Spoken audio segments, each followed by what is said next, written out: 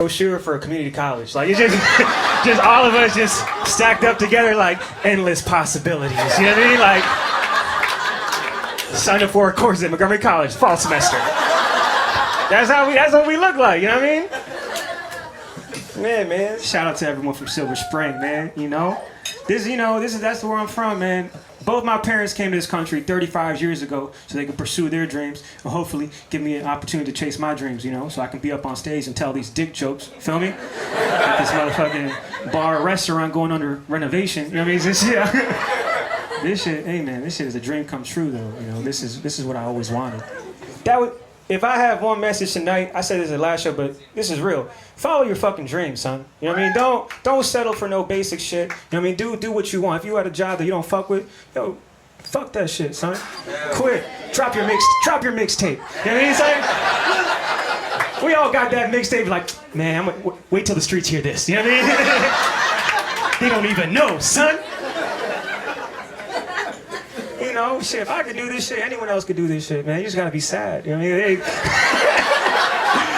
mean? You live with your parents long enough, you be telling jokes too on TV. You know what I mean? Hey, nothing's impossible. You know what I mean? Montgomery College, endless possibilities. Yeah, I'm a product of Montgomery College, huh? That's where all the jokes through.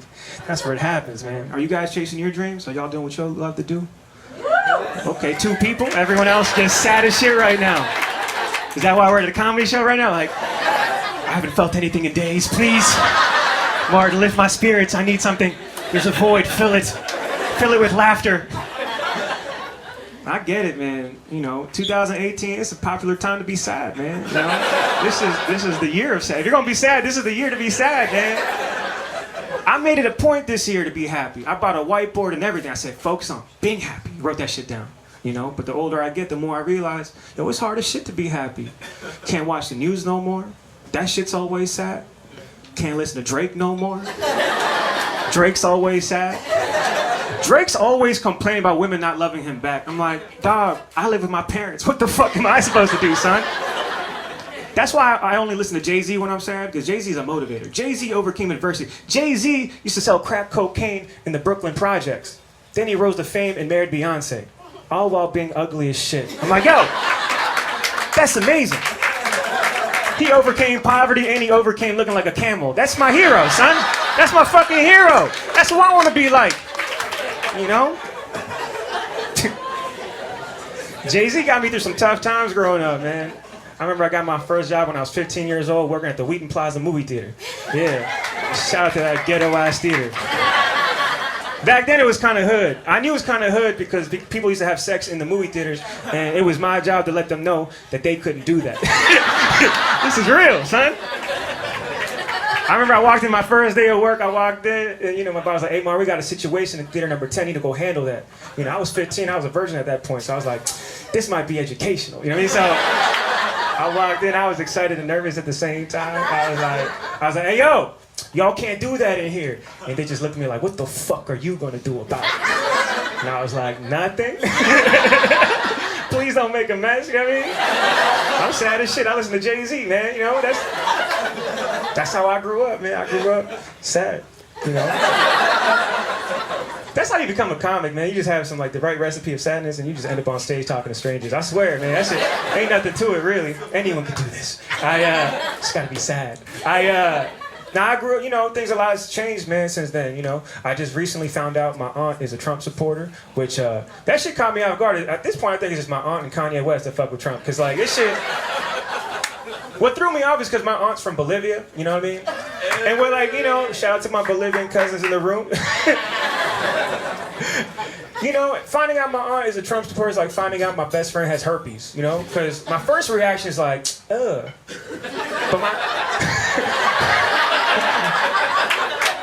But my second reaction is like, I probably can't go over her house no more. But I wanted to have an open dialogue with my Tia Delia. I was like, yo, Tia Delia, man, why would you support Donald Trump? She's like, yo, honestly, I just don't want my family to visit. I was like, yo. That's the realest shit I ever heard in my life, son. Speak your truth, queen. That's real, man. Honestly, look, I'll keep it 100 with you guys, man. Prior to the elections, like, you know, I always thought Republicans were cool, man. For real. Like, I was never Republican, but I was saving up money to become a Republican. You know what I mean? Like, 100. Who doesn't want to be a rich white guy in America, son? I love sailing, son. You know? Started doing my research on Republicans, man. I started listening to the Ben Shapiro podcast. I don't know if you guys fuck with or know Ben Shapiro. For those who don't know, he's like the new face of the Republican Party. You know what I mean? And I think it's important to listen to other media outlets to understand what the other argument is. Sometimes, you know what I mean, we get caught up in our own narrative. We don't know what the other side's talking about. But after listening to Ben Shapiro for like 5 minutes, I'm like, he's giving off some small dick energy right now. You know what I mean? I'm not sure if you guys are familiar with small dick energy. This guy's like, I don't know what the fuck you're talking about right now, son. He ain't even looking at me right now. He ain't even like, I don't know what that shit is, son. Big dick energy all day. Hell yeah, dog. Yes, right. Front row, big dick energy. I don't give a fuck. That's real, man. You know, that big dick energy is real, man. That's it. That's how you start wearing orange shirts at fucking comedy shows. Like, fuck it, big dick energy, let's go. I'm fucking sponsored by Starburst. Let's go, let's do this shit. Yeah, man, but the news is fucking me up, man. A lot of it has to do with the fact that I'm a child of immigrants, you know, and it's hard to avoid or escape the fact that there's a lot of negative, you know, images and stuff being displayed on the news constantly, man, you know, and it got to the point where, like, you know, and I tried to do my part, you know, post high quality memes on Facebook to let the streets know what's going on, you know what I mean, woke ass videos. That's me, I'm that guy. But it got to the point where my cousins in Bolivia were concerned about me because I always look sad as shit on Facebook. They hit me up like, Primo, it's time to go back to Bolivia and be with your family. And I'm just like, nah. I'm good, bro. You wearing Dennis Robbins, I'm wearing Jordans right now, son. You step your game up, Mauricio, you know? Fucking Jordans, man. I learned the power. Yo, I grew up wearing Jordans, man. I don't know if you guys understand the cultural significance of having Jordans at a young age, especially growing up in a working class neighborhood. That shit was power, man. Like, Jordans in the 90s, that was like our Bitcoin. You know what I mean? That shit was like cryptocurrency, son. For real. Trade that shit on the black market, you know what I mean? I didn't know the significance of Jordan until I turned 10 years old. I was in 4th grade. My mom bought me my first pair. It was a Jordan 12s. It was a special day in my life. Didn't realize how important it was until I put them on and I wore them to school. I got to school and they're like, oh shit! Look at motherfucking Martin with them Jordans on. And I'm like, yo, why is my math teacher so excited right now? You know what I mean? Like, what the fuck? He's never paid attention to me before. I need to wear Jordans every day. And it's crazy because, like, up until then, I thought I was very fashionable. I'd wear, like, Tommy Hilfiger. I'd wear Guess jeans all the time. I had a bully. You know what I mean? Like, he saw me wearing Guess, and he was like, guess who's gay? I was like... My friends were like, yo, we called you gay, dog. It's over. Stand down. I would always be like, I'm not gay. They're like, have you kissed a girl yet? I was like, no. Do you sleep over your friend's house every weekend? I'm like, yeah. Sounds pretty gay to me, bro. I was like, I just like playing GoldenEye. Leave me alone, son. Yeah, man. Fucking, my bully's name was Dante. I call him bitch-ass Dante now that I'm adult, you know what I mean? You know, because Dante used to make fun of me every day when I was in elementary school. Mainly, the worst time for me was Halloween, because when I was for Halloween, I was Aladdin every year. And fuck you guys, man. Like, you know, I know it doesn't take a lot for me to look like Aladdin. It was just me going to school with no shirt on, asking for bread for 3 years. It was just, which way is Agrabah? You know what I mean? It got to the point where I was getting fucked up. Dante was fucking hurting my feelings, so I had to talk to my mom. Like, yo, mom, I can't be Aladdin no more. She's like, all right, so what you want to be? I was like, I want to be Captain Planet. That's cool. You know, back in the day, I don't know if you guys remember Captain Planet. Captain Planet, you know, in the 90s, he was the shit. He used to save the planet. You know what I mean? But my mom, she's from Bolivia. She's never seen Captain Planet on TV, so she tried to mimic what the costume was on TV. But I ended up looking like a cool ass Smurf. You know what I mean? Like that shit. That's when I realized she doesn't care if I get bullied or not. You know what I mean? I was like, fuck, man. So now I'm in the Halloween parade. It's 4th grade. I don't know if you guys remember the Halloween parade, but the stakes are very high. It's like the Super Bowl for kids, right? It's going to determine your social status leading up until middle school, you know? So I was just, I was nervous, dressed like a Smurf, and I just was in this Halloween parade. And everyone had some cool-ass costumes like X-Men and Power Rangers, and it was me. And then Dante saw me, and he just pointed me out in front of everybody. He was like, oh, what are you supposed to be, Captain Planet or Captain Food Stamps? I can't tell. I was like, oh, fuck. Yeah, that's fucked up, yo. But I tried to flip it on him. I was like, yeah, you know what, Dante? I am Captain Food Stamps. Keep talking trash, I'm gonna cut you and the whole family off. You know what I mean? Yeah. Yo, he didn't fuck with me after that, yo. This shit, that was my world star moment, you know what I mean?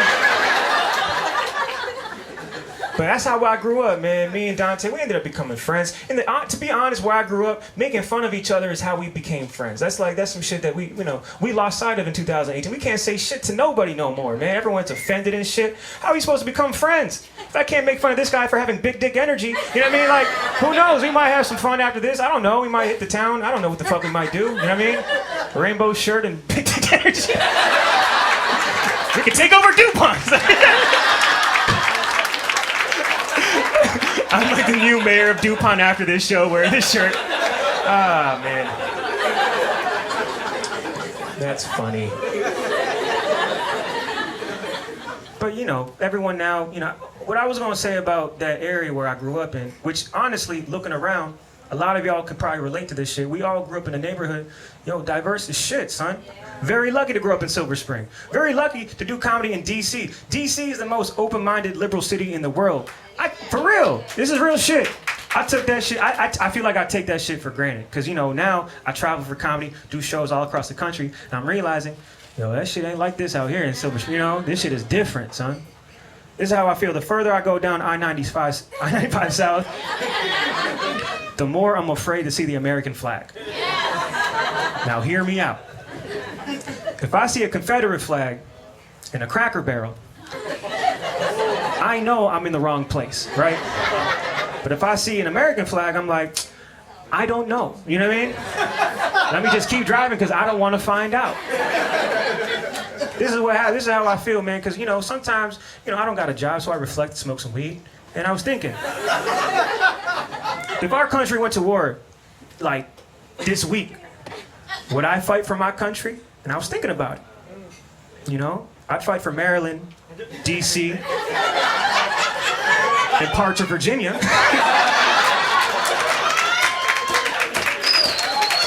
I don't fuck with Gainesville, Virginia like that, you know what I mean? They could fight for themselves, man.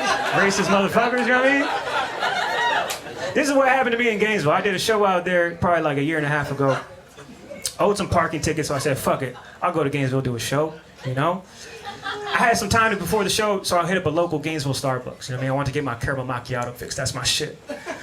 Got the macchiato. It didn't taste that good, so I returned it. I was like, hey, this don't taste macchiato-ish. And the lady was like, yo, if you don't like it, why don't you go back to where you came from? And I was like, oh, you want me to go back to Silver Spring, Maryland? What the fuck are you talking about right now? I guess what she was implying was for me to go back to Iran, right? A country that I've never been to or even speak the language. Gotta be honest with you guys, I got more in common with a 30-year-old white woman than I do with a guy who lives in Iran. So, I did what any white woman would do in that situation. I asked to speak with the supervisor. You know what I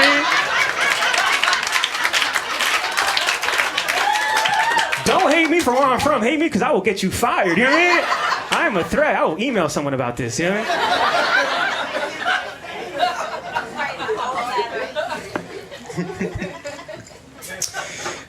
My friends. People mad at Trump, I get it, it's fucking up. But I know one person happy as shit with Trump, besides Kanye. Not Kanye. George W. Bush. Yeah, y'all remember that fucking shithead?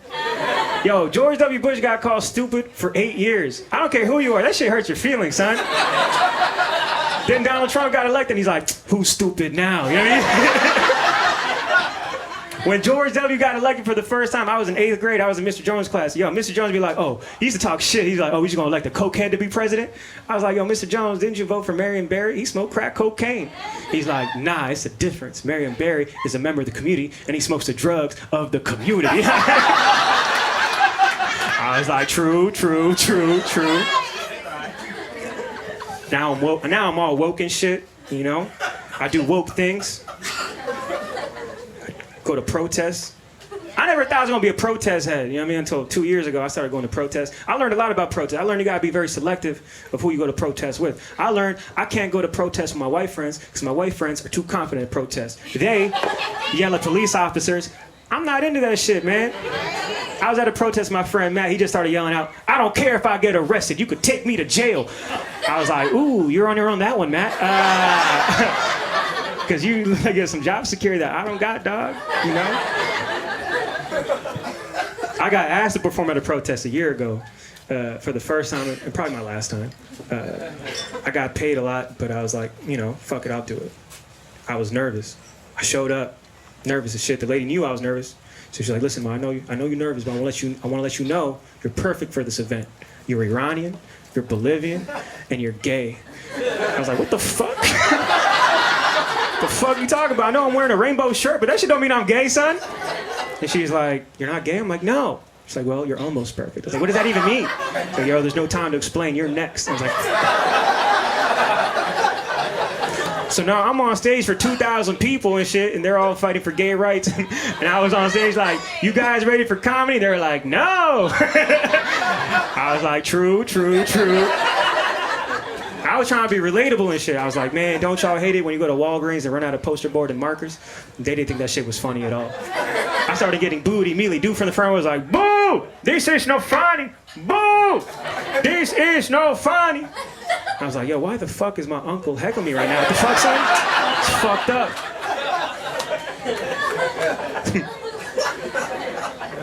And now I'm at this stage in my life. I'm 31. I'm like growing. You know, I'm at that stage where like half my friends are settling down. They're getting married. Other half of my friends are trying to get me to invest in the weed edible startup company. They're like, hey, dog, for $5,000, we can make this happen. I'm like, bro, if I had $5,000, I would be at Costco eating samples with you right now. Why would you even suggest that shit, dog? We're roommates off Craigslist. We don't even have $5,000. The fuck you talking about right now, man? You know, just like everyone else in their 30s, I'm trying to get in better shape, man. Recently got a personal trainer. I learned personal trainers are only valuable if they're in better shape than you, you know? If they're not, don't fuck with them. Learn that shit the hard way, man. I had a guy, his name was Gary. When I met Gary, I felt like he was going through a midlife crisis because he was sad and overweight. This is real. I met him at LA Fitness and he walked in. He's like, hey, Martin, are you ready to do this? I'm like, Gary, are you ready to do this, dog? You look sad as shit right now and you have a Dorito stain on your shirt, bro. What the fuck? Now I gotta motivate Gary. I'm like, come on, Gary, we got these. Like, okay. I got this overweight guy trying to motivate me like he's DJ Khaled. Like, we the best. I'm like, no, Gary, you're fat, bro. Help yourself. But Gary was trying to motivate me. You know what I mean? He had me doing pull-ups. So, you know, I was doing pull-ups and he was motivating me and I was struggling. So in that moment, Gary put his hands on my waist and lifted me, right? Now, I don't know if any guy here has been lifted by the waist before. But I felt majestic as fuck, right? Yo, I felt like I won an NBA championship. Like, hell yeah, Gary, we did that shit. A lot of guys don't like laughing at that joke because that's their Me Too moment. They're like, nah, dog. Only you get lifted by the waist, not me. I'm strong as shit. Big dick energy. Never forget that. I get it, man. I get it. You know? And listen, I don't got any jokes about the Me Too movement. I think that's a very serious issue. And I think all men need to be held accountable for their actions. Yes, give it up. Especially my favorite rappers from the early 2000s, you know? That's right, I grew up in a generation where my favorite rappers was a rap group named No Limit. There's a guy named Master P, another rapper named Mystical, another rapper named C Murder, all right? Now, I don't know if you guys remember Mystical, but back in the day, and Silk the Shocker. That's right, one white guy's like, Silk the Shocker. Don't forget. Hip-hop facts. For the rule of three in comedy is 3 rappers. So, Mystical had a song back in the day. I don't know if you guys remember. He had a song called Shake That Ass, but watch yourself, right? Second part is very important. If you don't remember this song, I'll remind you the opening lyrics of the song. The opening lyrics of the song was, I walked in the club with my dick in my hand. I'm like, yo, that's a problem, Mr. Cole. You can't start off a song like that and expect no questions to be asked, dog. You're on probation for sexual harassment. What the fuck you talking about? But he was in a rap group with a guy named C. Murder, who's actually in jail right now. You guys know for what? Fucking murder. That's right, son. They didn't give a fuck in the early 2000s, son. I just pictured Master P having a team meeting like, all right, y'all, listen up. I know we're called No Limit, but maybe we should have some fucking limits. Stop pulling your dick out, Mystical, it's a problem. But that was my generation, man. You know, like Don was talking, you know, I grew up on Juvenile. Juvenile was my favorite rapper for like 2 months, you know?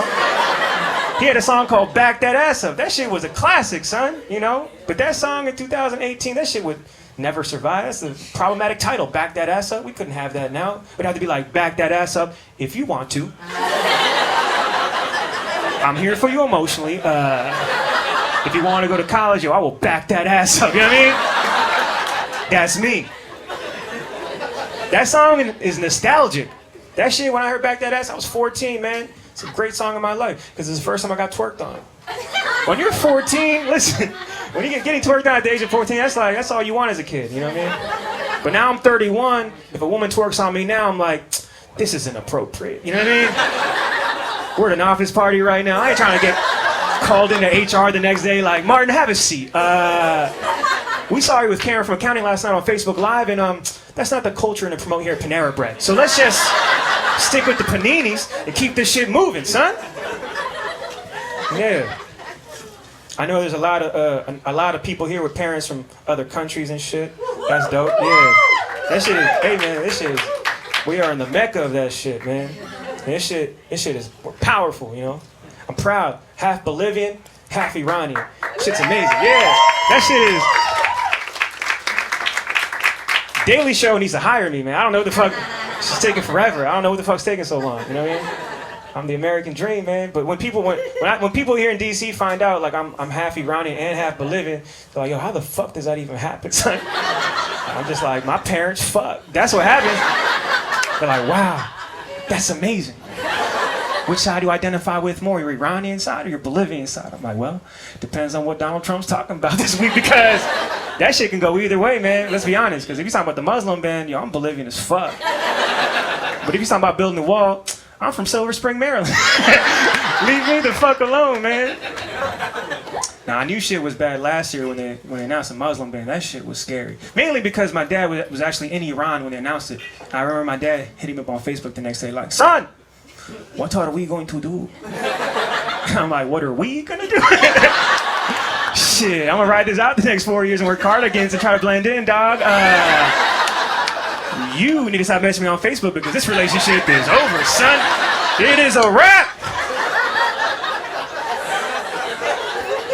My dad's a good dude, you know what I mean? He got back in the country safely, don't worry, you know what I mean? My dad, he did change his name to Fred, though. You know what I mean? My dad's name is Farouz Amini. He's like, you can call me Fred now. I'm like, Dad, you look like Borat. You're not fooling anybody, dog. You hairy as shit, son.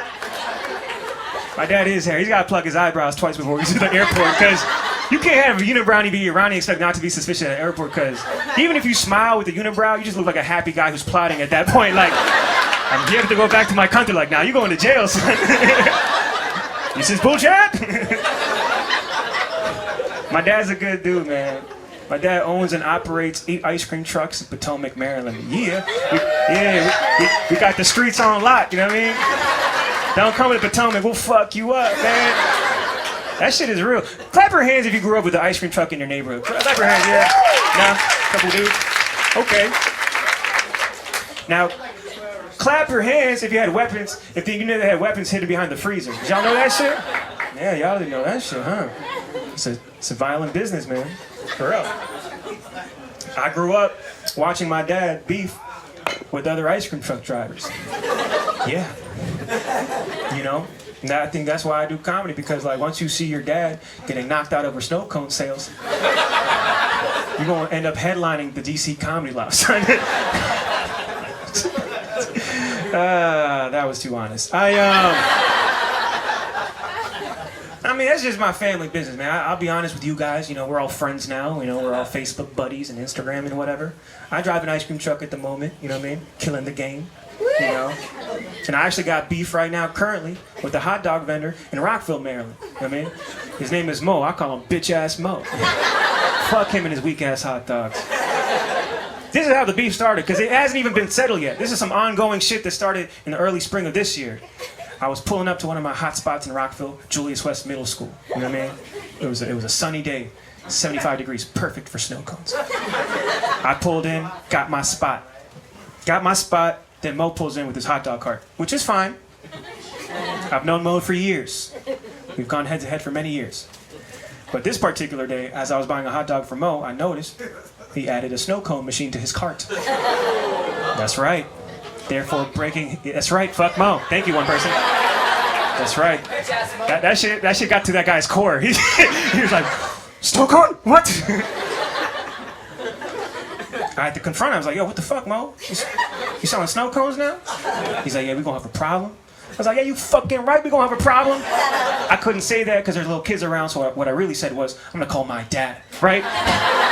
Now all the kids are going, oh shit, he's about to call his dad. So I get my dad on the phone. He's at home taking a nap. I'm like, yo, Dad, you better get down here before I fuck up Mo. He's like, what? You want to fuck Mo? What? I'm like, no, man, he's selling snow cones now. He's like, I'm gonna fuck him too. I'm like, nobody's fucking Mo, Dad. Pluck your eyebrows. So now my dad, he pulls up in an ice cream truck, and he's got 8 other ice cream trucks with him, because all my uncles, they drive ice cream trucks and shit. Angry as shit, playing the music all loud and shit. Ding ding ding ding ding ding ding ding ding ding ding ding ding. The worst song to play before to fight another man, you know what I mean? You want to hear some gangster shit, not some ding ding ding ding ding ding ding. So now they're surrounding Mo, playing the music and shit. Mo, he doesn't know what to do, so he calls the cops, right? So now it's 2 cop cars. It's 8 ice cream trucks. It looks like a Wu-Tang Clan music video. Like, pop, pop. I don't know what's about to happen, man. That's how I grew up, man. I grew up hugging. My first car was an ice cream truck, you know what I mean? That's real, yeah. You know? Turned 16, my dad was like, well, if we're gonna buy you a car, we might as well make a profit. You know what I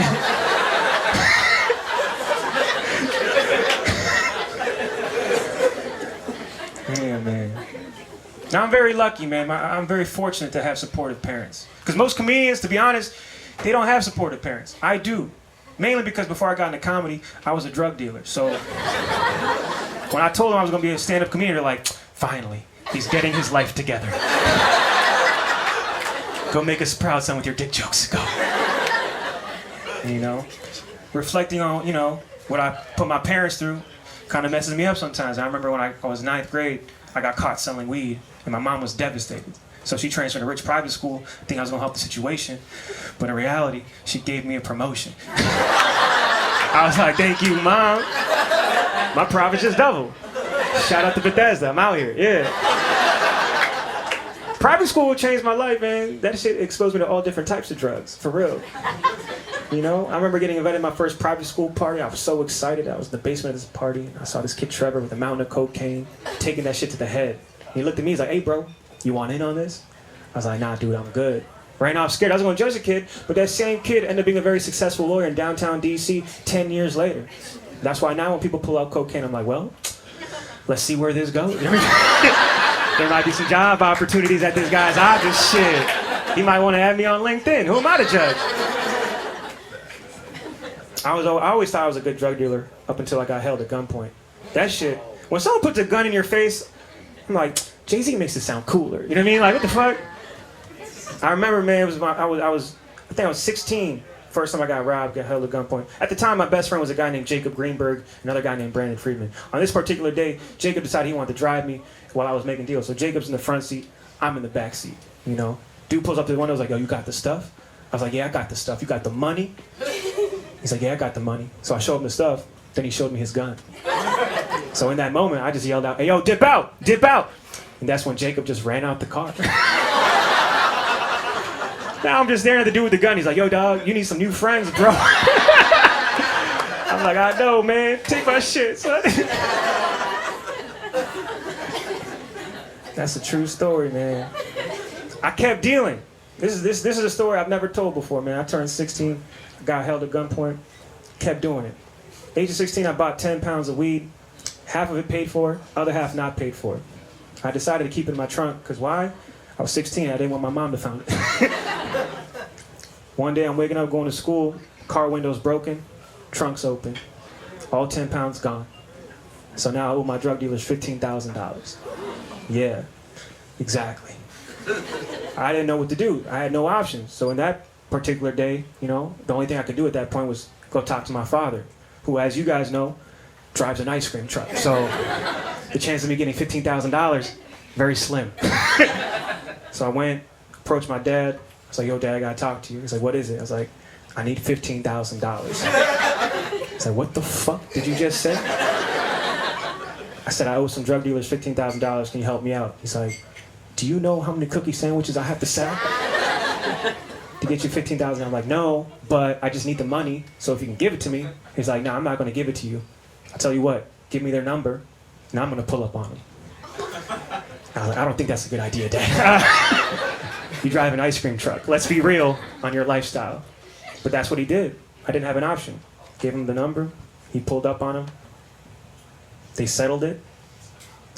To this day, don't know what they said. All I know is the next day, drug dealers called me and was like, yo, debt's clear, you're good. And when I went to talk to my dad about it, I was like, yo, Dad, how'd you get him to settle the debt? He's like, do you know how many cookie sandwiches I had to give him? He's like, nobody ever refuses money and ice cream. I was like, hey, man, that's what's up. He's like, nah, he's a good dad, man. Now he got me out of that situation. And for that, I'm grateful, Unfortunately, I kept dealing. I wish I could say, I stopped after that, but people don't know this about drug dealing. Yo, that shit is more addicting than fucking doing drugs, man. Because once you're making $2,000, $3,000 in high school, you're like, I like wearing Jordans. You know what I mean? So at that point, I was dropping 400 on throwback jerseys back when that phase was a stupid phase. I remember, man, I turned 16, I was 17, senior year in high school, get caught with an ounce of weed, which isn't a lot compared to 10 pounds, but in Montgomery County in 2004, they used to arrest you for shit like that, put you in jail. It's my first time in jail. Very scary experience. Mainly because they put me in a jail cell with 3 gangster Latino guys. And I knew these guys were like real gangsters for real because they were wearing red shirts, they had khaki pants, and they didn't look like they worked for Target, you feel me? And, and they were speaking Spanish, sizing me up because I couldn't tell where I was from. Finally, one of the dudes who walked up and was like, hey, bro, where you from? I didn't want to say the wrong thing. I was like, oh, me? I'm from Bolivia. He's like, for serious, bro? Es la verdad? And I was like, yes. And they were like, okay. And I'm like, yo, did I just join a Latin gang? What the fuck? That shit was tense. Because I could tell they didn't really believe me all the way. So I tried to break the tension by saying every Spanish word I learned in 8th grade. I was like, listen, we need to stick together. Nosotros necesitamos, vamos a la biblioteca. They just looked at me like, what the fuck, bro? You think we're stupid, huh? Why do you throw a library? I said, because, bro, we might be locked up, but they can't lock our cabezas. They're like, you're crazy, bro, but we like you. We're gonna call you El Pollo Loco. I was like, hell yeah, that's my favorite chicken spot, dog, you know what I mean? Listen, man, you guys are an amazing audience, man. You guys are fucking fantastic, man.